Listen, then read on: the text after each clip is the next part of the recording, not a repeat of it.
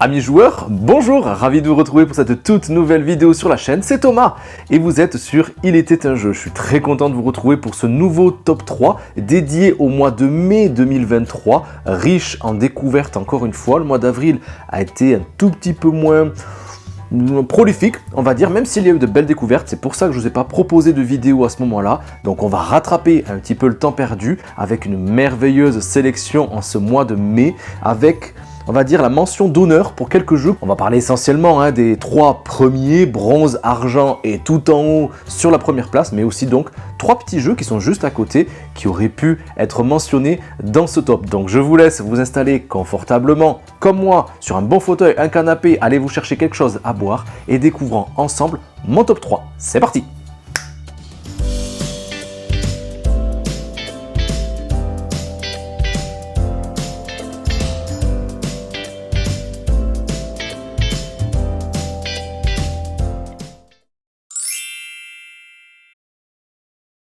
On commence avec un jeu, à la place de numéro 3, avec un jeu, je ne m'attendais pas à prendre autant de plaisir. On va abréger le suspense. Ce jeu, c'est Miller Zoo. Peut-être que certains d'entre vous le connaissent, car c'est une réserve qui existe vraiment dans la région du Québec. Amis québécois, je vous passe le bonjour. C'est édité chez Randolph là-bas, mais ça a été localisé en France par Gigamix. C'est de 1 à 6 joueurs à partir de 8 ans, 30 minutes les parties. Pourquoi j'ai été plutôt agréablement surpris et pourquoi il est en place de numéro 3. À partir de 8 ans, c'est un jeu qui est donc plutôt familial, qui est entièrement coopératif, dans lequel on a des animaux qui sont déjà dans notre réserve et certains, au fur et à mesure des manches, mais aussi dans un mode un petit peu legacy, quoique un mode un petit peu aventure, on va découvrir petit à petit de nouveaux animaux, il va falloir tout faire en sorte pour qu'ils se sentent bien dans notre réserve. C'est-à-dire qu'il faudra les divertir, les soigner, les panser, etc. Ça dépendra un petit peu des animaux et donc d'une certaine façon de leur couleur. C'est un jeu qui est entièrement collaboratif car chacun va incarner un personnage bien distinct. Et même si au début je spoil un tout petit peu, il n'y a pas de capacité asymétrique, au fur et à mesure que le jeu va avancer, chacun va pouvoir récupérer un certain pouvoir, une certaine capacité, et ça sera avec les petites enveloppes qu'on va ouvrir au fur et à mesure des parties. C'est un jeu qui va avoir un certain effet leadership, c'est-à-dire qu'il y a quelqu'un qui va dire il faudrait faire ceci, il faudrait faire cela, coopérer et collaborer pour que les actions soient le plus fructueuses possible, qu'on aille le plus facilement vers notre objectif commun, qui va être d'amener tous les nouveaux animaux dans notre réserve avant que notre pioche ne soit épuisée, parce que la mécanique de jeu est quand même plutôt rigolote, bien que très familiale, c'est-à-dire qu'on aura des cartes, 4 en main pour commencer chacune des manches, et avec ces cartes-là, on va devoir les disposer en se déplaçant dans tel ou tel endroit de la réserve ou sur l'accueil pour accueillir les animaux avec les objets qu'ils demanderaient. Là où c'est rigolo, c'est que si on n'est pas arrivé à la fin de la manche quand les joueurs globalement n'ont plus de cartes à jouer parmi les 4 qu'ils avaient en début, on va devoir retourner tour après tour les cartes de la pioche qui nous est dédiée jusqu'à pouvoir trouver les objets adéquats pour soigner et divertir les animaux qui étaient déjà dans notre réserve. Donc ça va épuiser notre pioche. Si notre pioche est totalement épuisée, on perd la manche. Voilà, c'est un jeu qui est plutôt simple, vraiment familial. Même les adultes, j'ai pu en discuter avec certains d'entre vous sur les réseaux, qui ont vraiment apprécié ce jeu, agréablement surpris encore une fois, avec le recto du plateau qui va nous demander de cheminer le long d'un parcours pour débloquer des défis, débloquer des nouvelles enveloppes, mais aussi, si on perd, peut-être que ça sera une initiative à proposer à vos enfants, car c'est un jeu, nous on le joue, il y a marqué 8 ans, mais à partir de 5 ans et demi, 6 ans, elle a totalement compris comment ça se joue. C'est même elle, notre fille, qui va un petit peu déterminer parfois les tours de jeu. Peut-être la prochaine fois on la laissera perdre parce qu'il y a une enveloppe spéciale que je n'ai pas encore découverte qui est à ouvrir uniquement lors de notre première défaite. Miller Zoo, donc place de numéro 3 et je pense qu'on va en entendre parler. On quitte les jeux familiaux pour quelque chose d'un peu plus gros. C'est une grosse boîte, plutôt initiée. Un jeu qui, dans une thématique que j'apprécie tout particulièrement, je vous ai proposé une vidéo sur AOC qui revient sur la confection, la vente de vins français, un jeu made in France. On rentre un petit peu dans une thématique cette fois-ci sur les spiritueux car je veux vous parler en place de numéro 2 de Distilled. Stratégie sans modération, je vous le garantis. C'est Matagot qui nous propose ça en France, enfin. On peut jouer à 1, je crois, hein, de 1 à 5 joueurs. 90 minutes les parties à partir, oui, de 14 ans. Distilled, c'est un jeu qui va pas être révolutionnaire dans ses mécaniques de jeu, même si c'est quelque chose qui est assez fluide et un petit twist malin, on va y revenir, mais c'est surtout pour sa thématique hein, qui va forcément marquer. La boîte est massive, bien épaisse, c'est pas un thermoformage, c'est quoique, il y a plein de rangements qui sont à l'intérieur et qui permettent de donner cette petite saveur premium quand même au jeu et qui est un délice à présenter autour de la table pour les amateurs de spiritueux. C'est un jeu donc qui va nous demander de distiller des boissons en fonction d'un scénario qu'on aura présélectionné ou qu'on aura choisi au hasard, avec toute une sélection de spiritueux à confectionner pendant la partie que vous aurez choisi de faire, selon le continent, selon la catégorie, etc. Selon les personnages aussi, ça va nous demander donc de sélectionner toute une batterie de personnages, plus d'une dizaine, et qu'on va distribuer au hasard, 2 à chacun, et on va devoir sélectionner donc le personnage le plus adéquat peut-être pour une stratégie donnée, parce que bien sûr, il y a de la symétrie. Quoique, pour votre première partie, il y a vraiment un super livret de découverte pour votre première manche qui est parfaitement guidé, où on va nous donner des personnages bien distincts avec leurs propres capacités, les cartes à sélectionner pour vraiment s'imprégner du jeu, de l'ordre de tour et de comment établir une stratégie, parce que ça peut être un petit peu flou au début quand on voit pas forcément où le jeu veut nous amener et ce qu'on pourrait faire initialement pour pas se retrouver dans la panade dès le début. Parce que c'est un jeu qui va se dérouler donc en plusieurs tours de jeu, bien sûr, en plusieurs manches. Et pendant ces manches-là, on va pouvoir faire des actions jusqu'à qu'on ait épuisé nos capacités ou qu'on souhaite stopper. Qu'est-ce qu'on va pouvoir faire? Eh bien, en dépensant de l'argent, on va pouvoir récupérer des cartes sur une rivière principale, les cartes basiques, hein, qui seront de quoi confectionner quelque chose de plutôt basique ou quelque chose de peu plus prestigieux, avec de la levure, avec de l'eau, et peut-être avec des plantes, avec des arômes, avec des fruits, mais aussi peut-être le vendre au meilleur prix, ou le mettre en cave pour lui donner un petit peu plus de saveur à nos préparations, avec un tonneau particulier. En plus de la rivière principale, il y a aussi bien évidemment une rivière qui va demander de l'interaction un petit peu entre les joueurs, qui va demander un coût bien sûr beaucoup plus élevé et qui va nous permettre d'avoir des capacités de production particulières, des capacités industrielles supplémentaires. C'est ce qui va donner un petit peu une direction différente aussi dans notre jeu, en plus de notre personnage de base, avec des ingrédients plus onéreux mais qui nous donneront bien évidemment plus de goût à nos préparations. Et voilà, il y a plein de choses comme ça, et aussi des bouteilles, comme je vous disais, plus prestigieuses. Une fois qu'on a fait tout ça, et c'est là que c'est intéressant, c'est qu'on va mélanger ce qui est précisé notre washback, c'est-à-dire que pour chacune des céréales, fruits ou plantes qu'on aura décidé de mettre dans notre distillerie, eh bien on va ajouter à chaque fois une carte alcool pour chacune de ces cartes. À quoi ça va servir? Ça va nous permettre de diluer notre jeu et aussi de augmenter donc nos probabilités, parce qu'on va mélanger ceci et on va devoir retirer obligatoirement la première carte de notre paquet et la dernière carte, ce qu'on va pouvoir récupérer peut-être pour un tour d'après, mais peut-être aussi nous éliminer quelque chose d'intéressant, car avec ce qui va nous rester, eh bien on va regarder sur la partie droite de notre plateau et voir quel alcool, quel spiritueux eh bien on pourrait confectionner. Bien sûr, plus on arrivera à faire quelque chose de prestigieux, et plus on gagnera de l'argent et des points de réputation, mais aussi on pourra les mettre en cave pour donner plus d'arômes, plus de goût et donc plus de points aussi par la suite. C'est un jeu qui tourne vraiment bien, rien de révolutionnaire dans le jeu, même s'il y a ce petit twist là et qui thématiquement, je l'ai vu passer aussi, eh bien il se pourrait qu'on arrive à confectionner un alcool sans alcool. Voilà, ça paraît étrange, mais thématiquement, c'est expliqué aussi pour mettre un peu plus de fluidité dans le jeu. Les règles de jeu, c'est un délice, vraiment, hein, sans jeu de mots, quoique. C'est vraiment super bien écrit, plutôt long hein, quand même à lire, mais il y a tellement d'exemples, c'est tellement bien écrit que ça se savoure et que ça sera vachement facile hein, à expliquer tout autour de vous pour vos premières parties. C'est un jeu, c'est vraiment un jeu que j'apprécie énormément. On a fait beaucoup de parties à deux, ça tourne aussi très bien. Distilled, eh bien, je peux que vous le conseiller.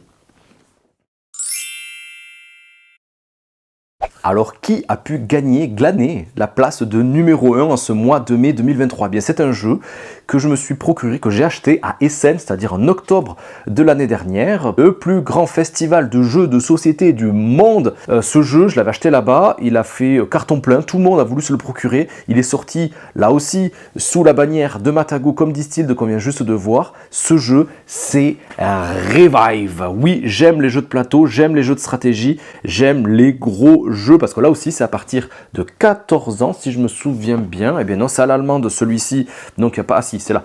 14 ans et plus, de 1 à 4 joueurs, il y a un mode solo de 90 à 120 minutes les parties. Mais il paraît que ça peut se jouer beaucoup plus vite, à 2 notamment, mais je ne l'ai jamais testé dans cette configuration-là, toujours à 3 ou à 4 pour toujours plus d'interaction, car c'est un véritable jeu de stratégie.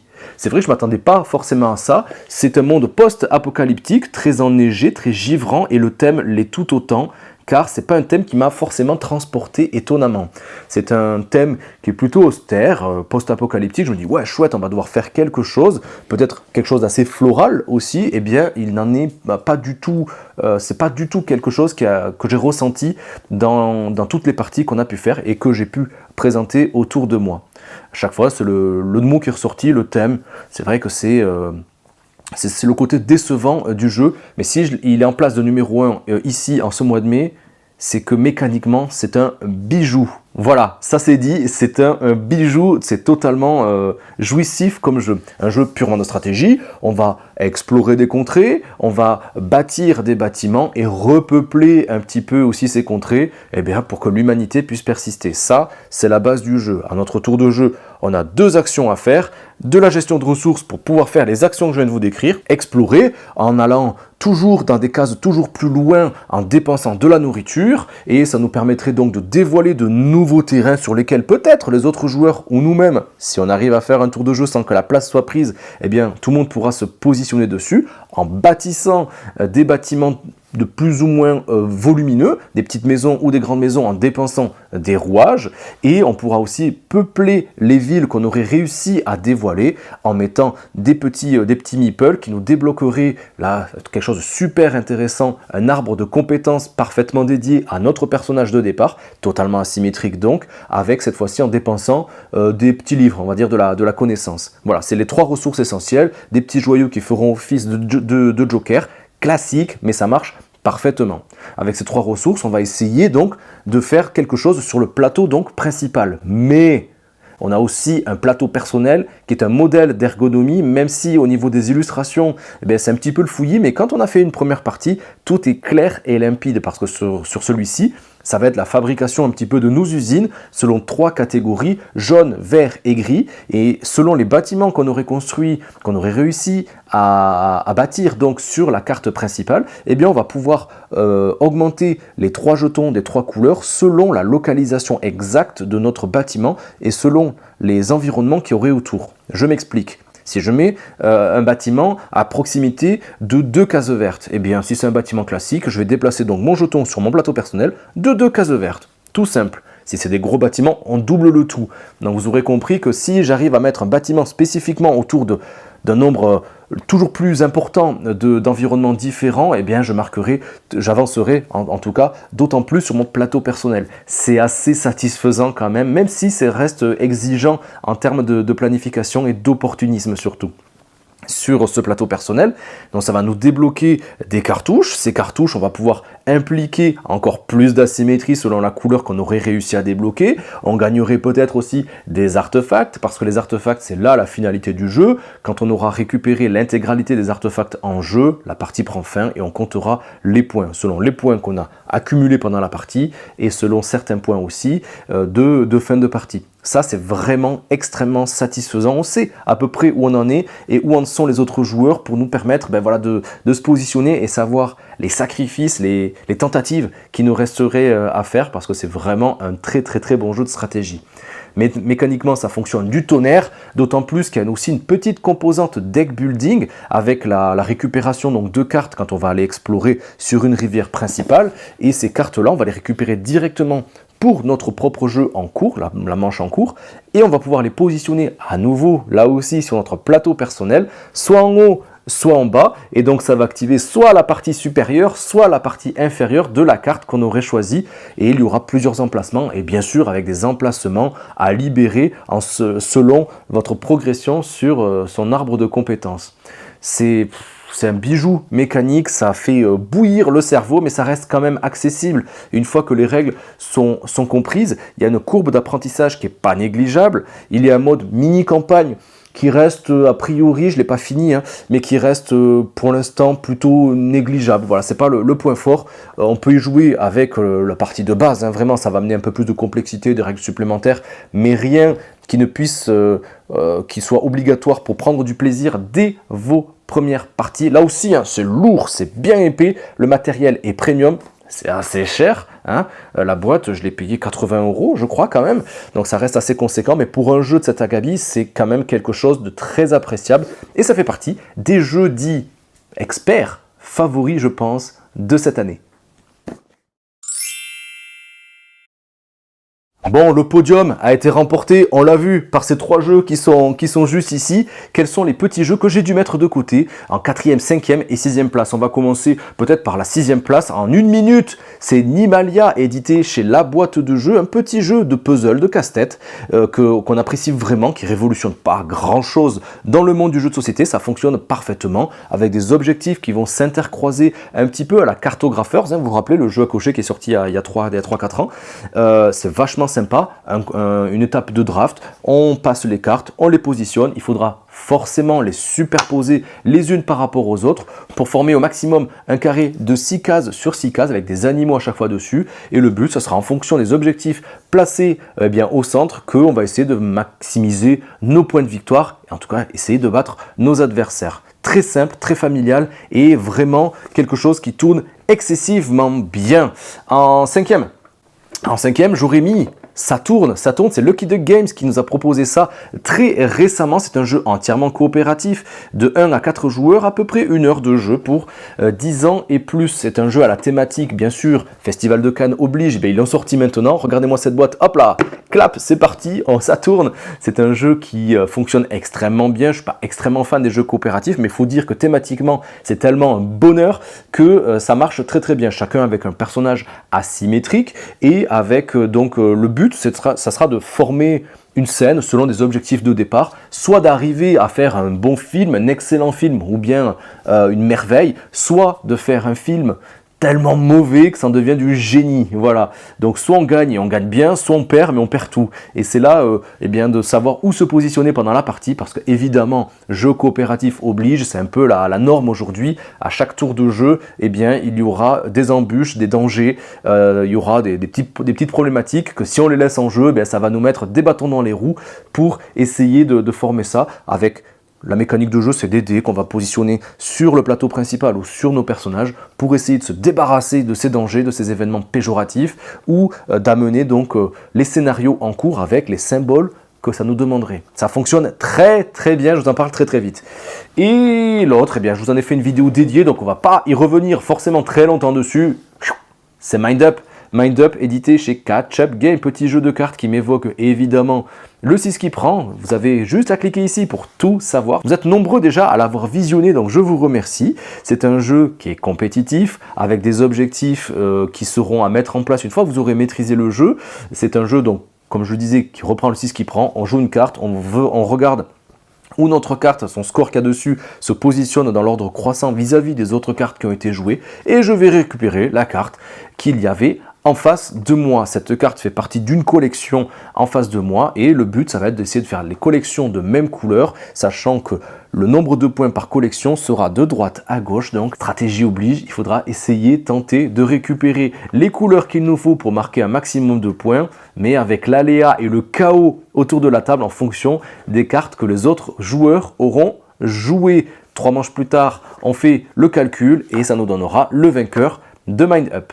Et bien voilà les amis, j'étais ravi, vraiment ravi de vous proposer ce top 3, plus quelques petits bonus de jeux dont je voulais absolument vous dire quelques mots, tellement on les a appréciés en ce mois de mai. Si ça vous a plu, vous savez ce qu'il vous reste à faire, les pouces, les commentaires, on partage et on s'abonne juste là, je crois, mais Petit rappel pour activer la cloche et être au courant des toutes prochaines vidéos sur la chaîne. Et moi je vous laisse avec le catalogue qui est juste à mes côtés pour aller voir ce que je vous ai proposé dernièrement sur la chaîne. Et je vous dis à très vite, vraiment très vite sur Il était un jeu. Ciao les amis!